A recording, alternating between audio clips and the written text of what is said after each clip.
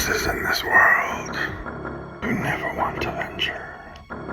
There are creatures you never want to encounter. But if you do, and live to tell the tale, don't. No one will believe you anyway. One of those places is your own backyard, the nightclub. Probably how we got our nocturnal reputation. These, after all, are your social hours. You try seducing someone on their lunch break. No, we do not turn to ash upon exposure to the sun.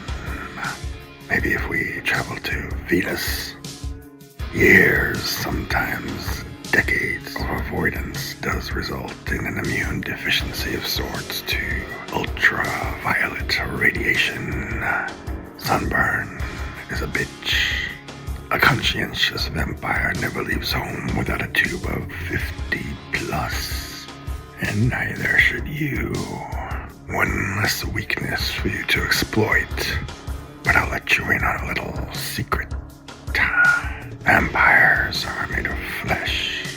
Pierce it, and it bleeds. Be your steak wooden, silver, or Nigerian fucking ivory. As long as it is sharp. Garlic, no idea how that rumor began. Someone with way too much time on their hands, I imagine. And holy water. Aside from being a virtual petri dish of bacteria, having had the entire congregation's fingers dipped in it is otherwise completely harmless to vampires. Cast aside all your petty superstitions. Accept the fact that we are in fact real, and as such must abide by the laws of nature. Our greatest strength is also our biggest weakness. Blood, perhaps our only real sensual pleasure.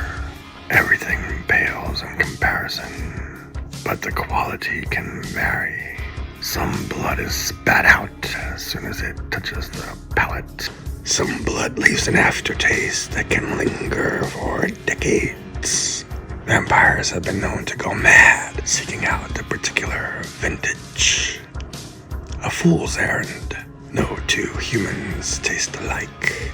And no thirsty vampire will leave a single drop in your lifeless corpse.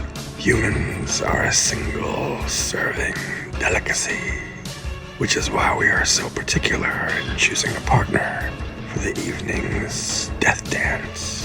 Anyone over a certain age or of an unhealthy disposition is categorically rejected. Want to stay off our radar? Eat lots of donuts. For the rest of you, we consider the sheen of the flesh, the luster of the hair, the fire in the eyes. There's an X factor that determines the good stuff, and well, we've never quite figured it out. Some of you are just tastier than others. Vampires do not take the act of killing lightly. We all have our own rituals to preserve the sanctity of the moment. I like to recite a poem by the great vampire scribe Lothario, silencing the fire within. Lothario alludes to the vampire's kiss as the communion, a moment shared between two fated participants. One bestows, the other receives.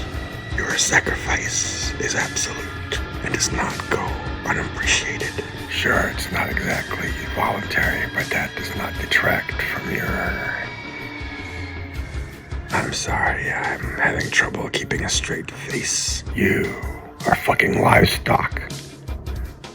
Once the vampire has honed in on their game of choice, they will have eyes for no other.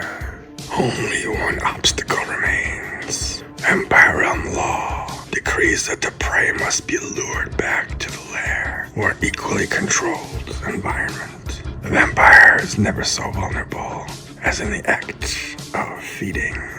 Want to kill a vampire? This is the time to do it. The remainder of the evening is invariably assured. An element of magic comes into play now. Vampires mesmerize their prey. Persuasion is but one of the abilities we hone over time. The cosmically conscious mind holds secrets that only time and repetition can extract.